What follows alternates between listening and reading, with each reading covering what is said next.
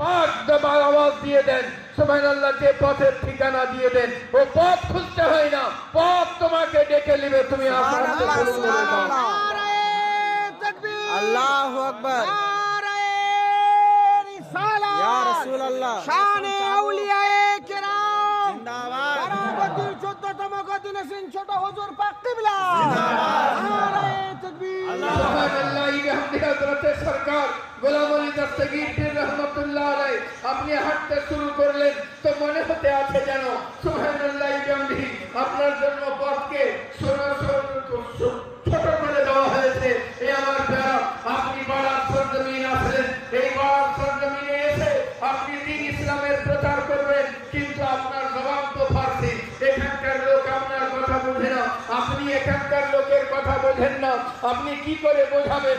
সুবহানাল্লাহ বিহামদিহি আমার প্যারা সুবহানাল্লাহ হয়রান ও পরেশান হয়ে গিয়েছেন, কি করে বোঝাবো?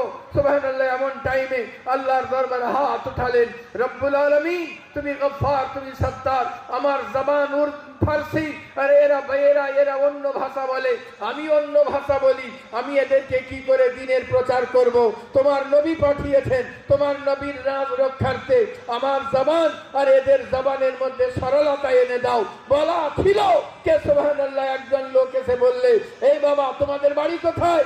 আপনার জবান থেকে বেরিয়ে আসছে আমরা বাগদাদ থেকে এসেছি। সুবহানাল্লাহ, আপনাদের জবান থেকে বেরোচ্ছে আমরা বাগদাদ থেকে এসেছি।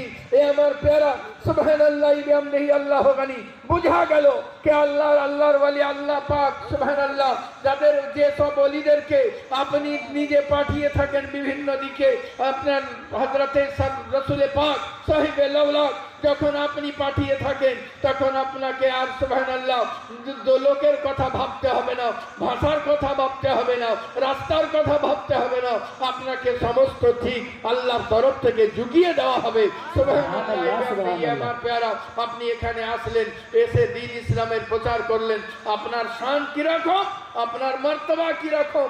আপনার সামনে রামপুরহাট থেকে 3 জন লোক এসেছে আপনার কাছে মুরিদ হওয়ার জন্য। বলে হুজুর আমরা মুরিদ হব।